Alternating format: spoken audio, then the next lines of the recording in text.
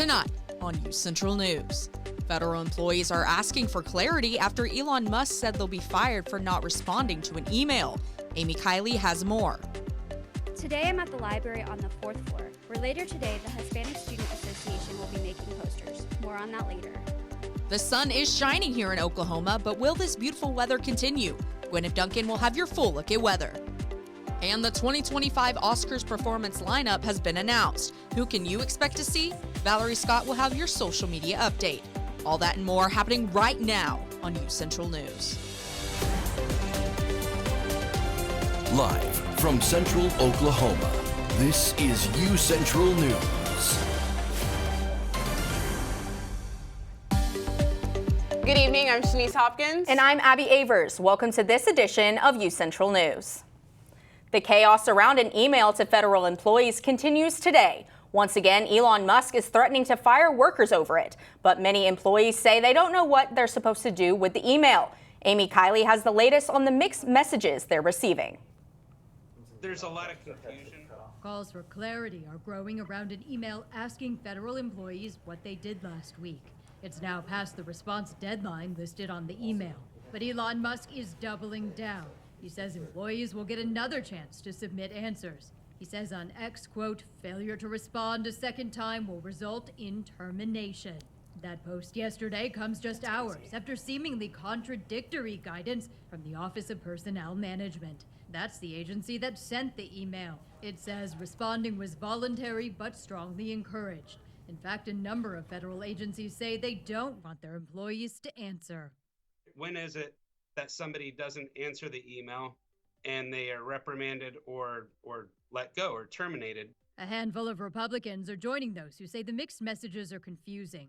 Senator Shelley Moore Capito says the email wasn't handled well. She says clarification would be good. Senator James Lankford says he wants to know, quote, where did that come from and why did that go out that way? Just ease up a little bit so we can actually get some really good things done, but make sure it's concisely done without a lot of negativity. Calls for compassion are on the rise, too. As federal job cuts continue, lawmakers say they're hearing from constituents who are now out of work. I really wanted to hear their concerns, and let's work together about how can we find you the next job. I'm Amy Kiley reporting. A federal judge issued a preliminary injunction against President Donald Trump's executive order that suspended refugee services. Trump signed the order last month, which halted admission and federal funding for resettlement agencies. The Department of Justice says more than 600,000 people are going through the refugee process. A DOJ official says it is expensive and suspending the services are in the interest of the United States. And now we're going to toss it to Gwyneth for our first look at weather. Thank you, guys. And looking outside right now, we're really not seeing much in Oklahoma, but we are seeing a few clouds moving south out of the state. As we look out there right now, it's sunny, it's feeling nice, and we are hitting record temperatures. We're at 82 degrees, and the last time we saw a record temperature like this was in the early 1900s, so we definitely got up there temperature-wise. Our winds are really high, though. We're sitting at gusts as high as 17 miles per hour. You can definitely feel that when you're walking across campus. I know I did.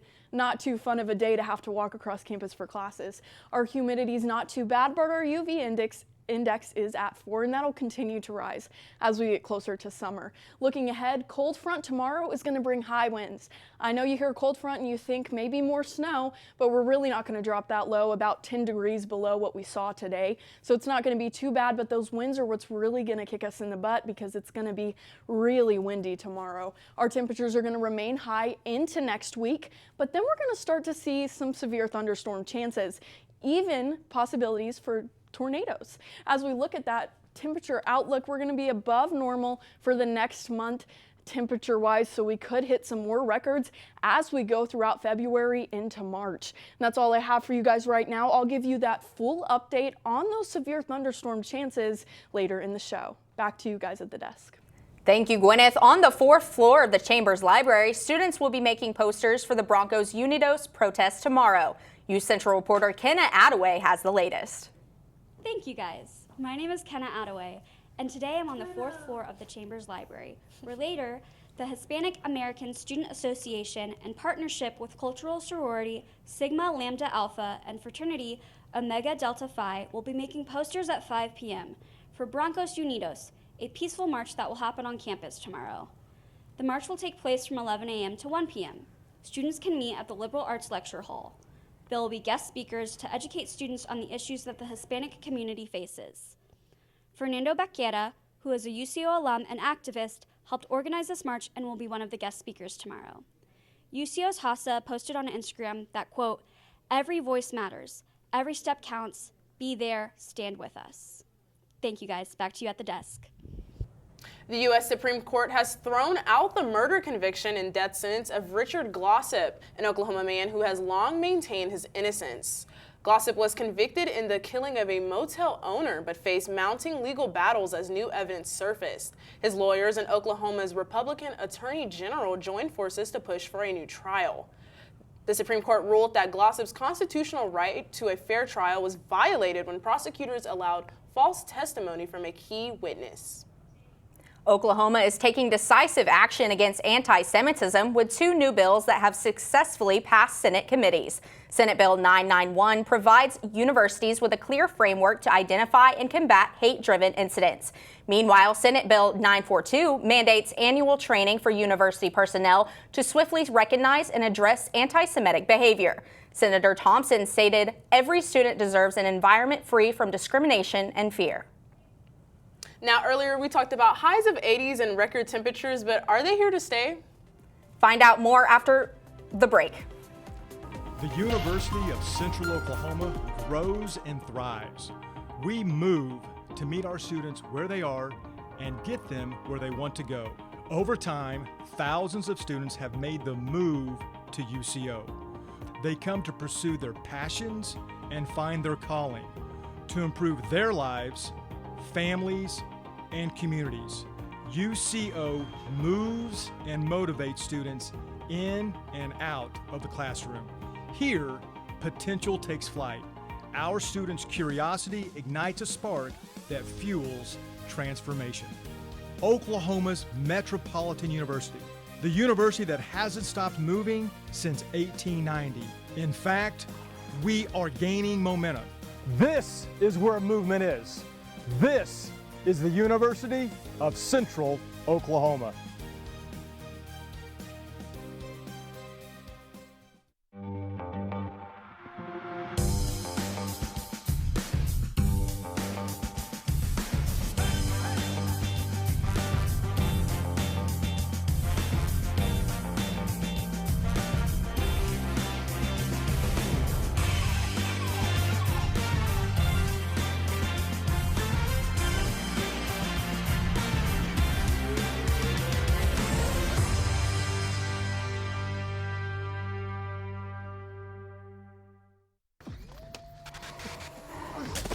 Multiple studies have shown that marijuana can slow both driver reaction and response time, which can be really dangerous.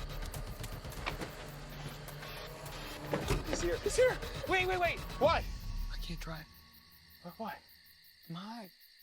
Oh.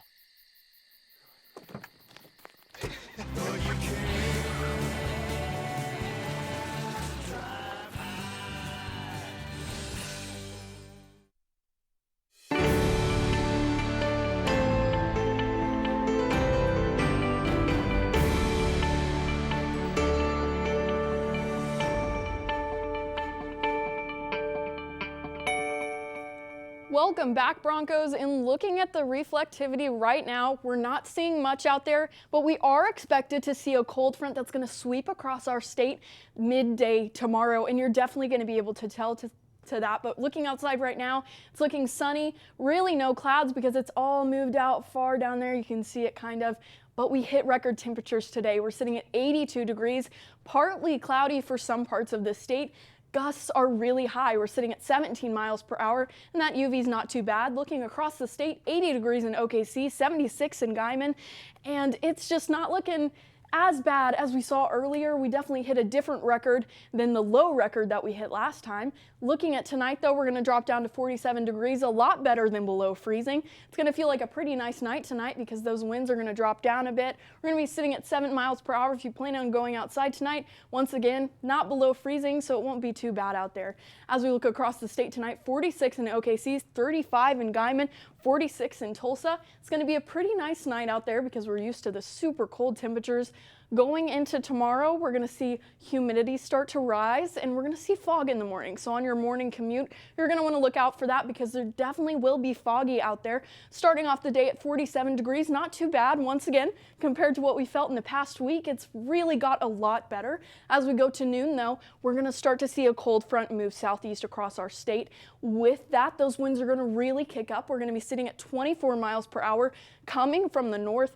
That's going to make it a little bit colder than it will actually be out there. So although it says 60 degrees, bundle up a little bit more than you would for 60-degree weather because once again, those winds are going to be coming in so high, you won't even know that it's 60 degrees out there. By 7 p.m., those clouds are going to start to move in from that cold front. We're going to be at 58 degrees. So not too bad, not below freezing, but still pretty bad compared to what we felt today. Looking across the state tomorrow, 64 degrees in OKC, 57 in Guyman, 62 in Miami, a little bit better than below freezing. I can't say that enough. Our cold front though tomorrow, that'll bring those temperatures down a little bit. Then they'll start to rise up and they'll start to feel a little bit better. We're going to get to 70 degrees by Saturday.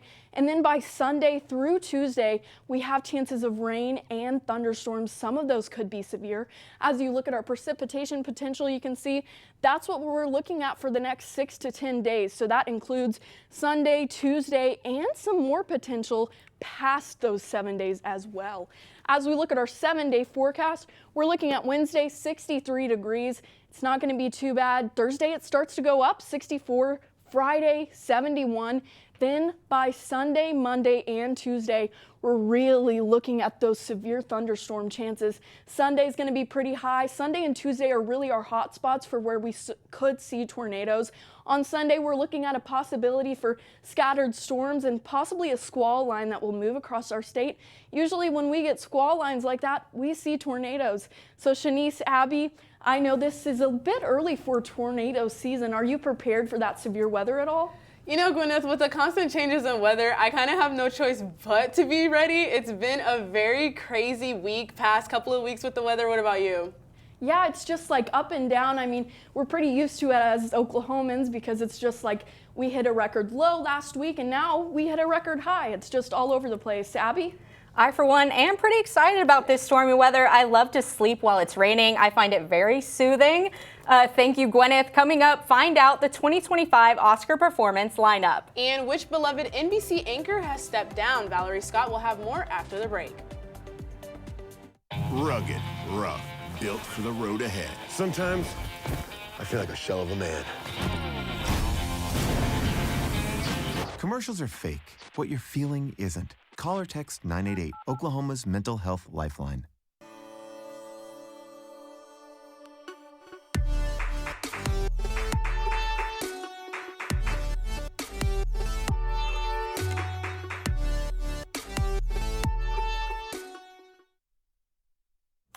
Emma, did you hear?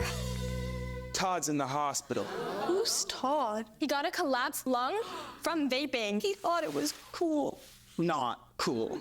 Promise you won't vape, Emma. It can lead to a lifelong addiction, and we can't be friends if your lungs collapse. Bogus. Wacky sitcom teens aren't the best people to talk to your kid about vaping. Hey, you got a minute? You are. Start the conversation with your child about vaping today.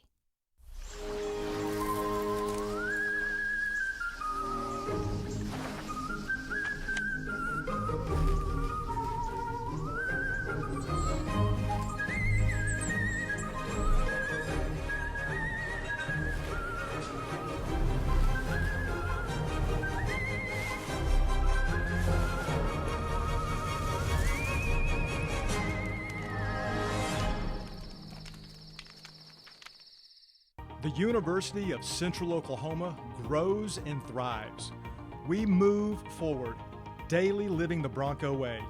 being reflective of our neighborhood, community, history, and Oklahoma. This is what has made us who we are. Oklahoma's Metropolitan University, the third largest university in Oklahoma. This is where movement is. This is the University of Central Oklahoma.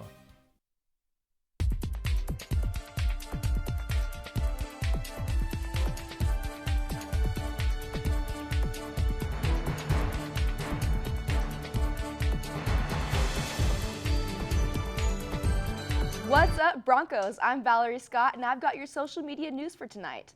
Some well-known performers will hit the stage Sunday during the 97th Academy Awards in Los Angeles. However, this year, the Oscars are switching things up. Unlike previous years, the event will not be featuring performers from the Best Song category. The show's producers decided to scrap that idea. Instead, the musical performers will celebrate the filmmakers community and some of its legends. The stars of Wicked, Cynthia Erivo, and Ariana Grande are set to sing along with Doja Cat, Lysa of Blackpink, and Queen Latifah.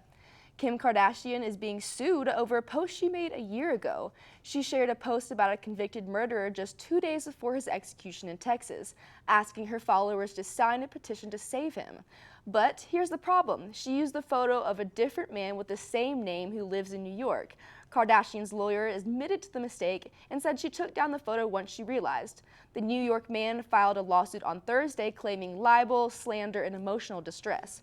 Kardashian's lawyers say they want to settle, but they will defend her in court if needed. Kim has been studying law for years, following in the footsteps of her father, Robert Kardashian, who defended O.J. Simpson. The U.S. Postal Service is set to honor a beloved TV icon with a new stamp. Betty White, who passed away just weeks shy of her 100th birthday, will soon be memorialized in stamp form. The tribute stamp features Betty in a purple polka-dotted blouse with her name printed on in white text. The Forever USA label ensures the stamp never expires. And to mark the occasion, a special ceremony will be held on March 27th at the Los Angeles Zoo, where Betty was a dedicated trustee and animal rights activist. A true legend remembered forever. Literally. On Monday, Lester Holt announced he is stepping down as anchor for the NBC Nightly News. Holt will be leaving in the summer, but will remain in the network as he will continue hosting the Dateline NBC full-time, the network's longtime running primetime news magazine. Holt took over Nightly News in 2015, making history as the first African-American solo anchor of the weekday Nightly Newscast. Under his leadership, the broadcast covered major events including presidential elections, the pandemic, and global conflicts. NBC has not yet named a successor, but Tom Yamahas, a frequent fill-in, is a top contender. Tom Hanks released a 10-part docuseries called The Americas that premiered on NBC last Sunday at 7 p.m. The Americas explores the diverse ecosystems and wildlife across North and South America, showcasing stunning footage of landscapes like the Atlantic coast, the Amazon, and Patagonia. Filmed over the course of 5 years and across 180 expeditions, the series captures remarkable nature behaviors without the use of CGI. Tom Hanks serves as a narrator and executive producer. The series also features a musical track by composer Hans Zimmer. For those who missed the premiere, The Americas is available for streaming on Peacock. That's all I have for you guys tonight. Back to you and Abby and Shanice back at the desk. Thank you. Coming up, what was the outcome of the softball game earlier today? And where did UCO place in the map polls? Luke Underwood will have all of that and more after the break. It's a lie. It's not me. Scroll, scroll, scroll.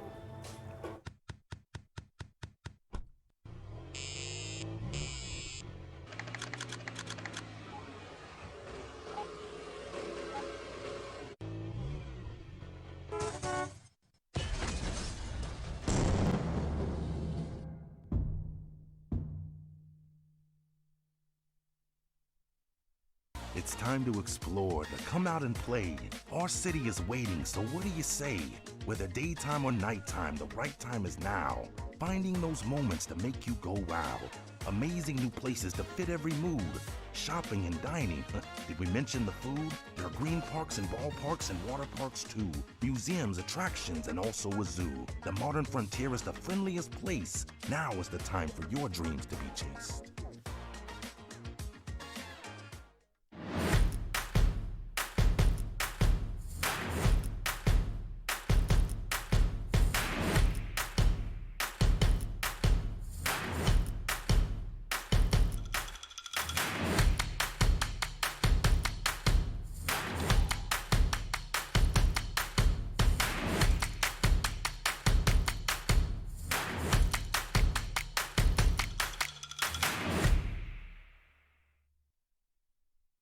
It's the Roadway Replay.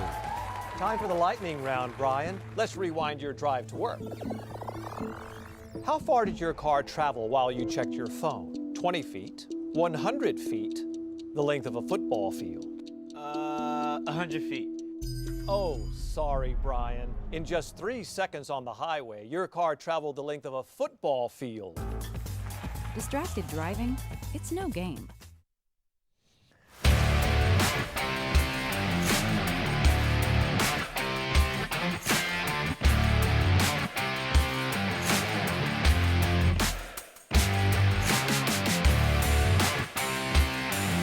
Hello, hello, Bronco Nation. I'm Luke Underwood, and let's get straight into your Tuesday sports stories. The UCO softball team was busy yesterday with 2 games. The first game against Wayne State ended in an impressive way, with Shelby Beard continuing her early season dominance in the pitching circle, leading the Chos to an 8-1 victory over Wayne State. The second game was unfortunately not as flashy, as the Lady Broncos would lose to Minnesota State in a close 3-2 loss. The Minnesota State Mavericks went up 2-0 in the second inning. The Chos started fighting back with a score in the 4th inning, but Minnesota had Oklahoma's number yesterday, with the Mavericks scoring the 5th inning to take it to 3-1. Riley Lemos then scored for the Broncos to take the score to 3-2. However, the Broncos' momentum was stopped and the Mavericks would win 3-2. Even more softball news, the Lady Broncos picked up a win early today with a hard-fought effort against Minot State Beavers. No points were scored until the 4th inning, with Emily DeRamus putting the Broncos on the board. In the 5th round, the Broncos got another, with Riley Lemos getting home. In the 6th, the Beavers put up 4 scores, giving them a 4-2 lead. The Broncos would answer back in the next round with Mackenzie Fithian score. In the last inning, Sherry Mason and a walk-off home run from Taryn Ritz gave the Chos the game. The final outcome was 5-4 for Central Oklahoma. The Lady Broncos also threw 8 strikeouts. The Broncos have one more game today, with the Broncos currently facing the 7-6 Maryville Saints. I'll have the full outcome of that game for you tomorrow. Central Oklahoma's basketball teams will be wrapping up their season this week. The Broncos will have a pair of home games against Arkansas Fort Smith and Northeastern State. These games will be the last time to buy tickets for the 2025 MIAA Basketball Championship next week in Kansas City at a discounted rate. The women's team is tied for 9th in the MIAA standings and 12th in the KPI standings. And the men's team is currently tied for 5th in the league standings and is 6th in the KPI standings. So make sure to get your tickets before the discount expires. Over to the mats. The 13-1 UCO wrestling team is getting ready for the NCAA Super Region 4 Championships. The Broncos also ranked number 4 in the mat polls. The Broncos scored a 66.5, which gave them 4th. The only teams ranked higher were St. Cloud State with a 96.5, Nebraska Kearney with a 70, and Wisconsin Parkside with a 68.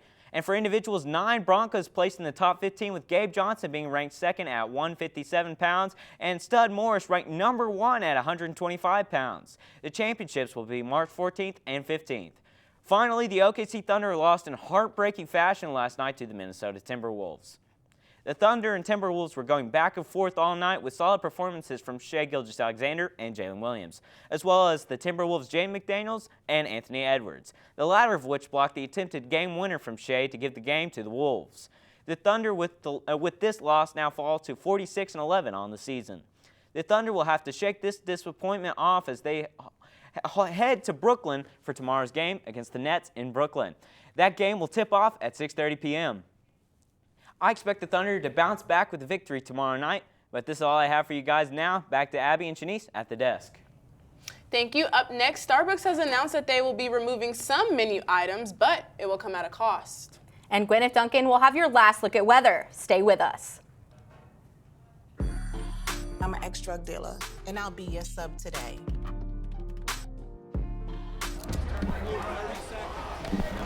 Two milligrams of fentanyl can be lethal.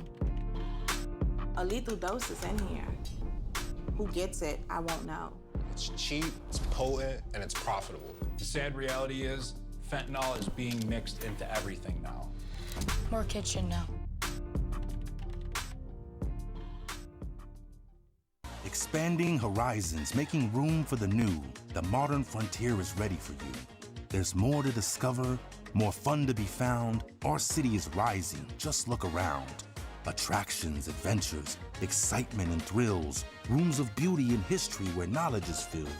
A convergence of cultures in spectacular places. Open skies, open minds, and wide open spaces. The modern frontier awaits you to embrace it.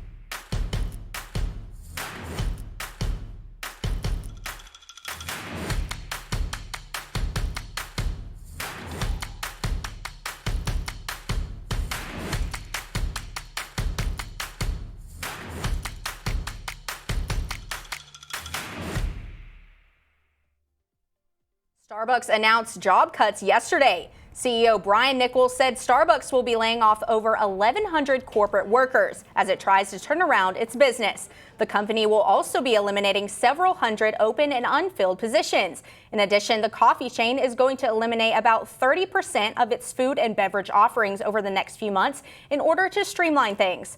Some of Starbucks Frappuccino blended drinks, its Royal English Breakfast Latte, and white hot chocolate will be among the items cut, as they're said to be too complex and are unpopular with customers. The annual TEDx UCO event has been rescheduled for this Thursday due to the severe weather last week. This year's event themed Innovate TED is free and open to the public, UCO students, faculty, and staff. However, all attendees must reserve a ticket on Eventbrite. And we're going to toss it to Gwyneth for our last look at weather. Thank you, guys. And looking at our daily forecast for tomorrow, we're going to be pretty humid starting off the day at 47 degrees. As we go to noon, that cold front starts to move through. And that north wind really kicks up. By 7 p.m., we're going to be pretty cloudy at 58 degrees. As we look at our 7-day forecast, Wednesday, 63 degrees. That's when that cold front moves through tomorrow. Thursday, we start to rise a little bit. Those winds are going to start to switch. By Friday, we're going to be at south winds, 71 degrees. It's going to drop pretty low on Friday night to 44 degrees, but then by Saturday, we're at 69 degrees. And then Sunday and Tuesday, that's where we see our thunderstorm chances really go up. We could see some tornadic weather with that as well. We're supposed to see a squall line type storm that could bring scattered storms and tornadoes on Sunday. 40% chance, so it's still pretty much up in the air. You're going to want to keep an eye out on that.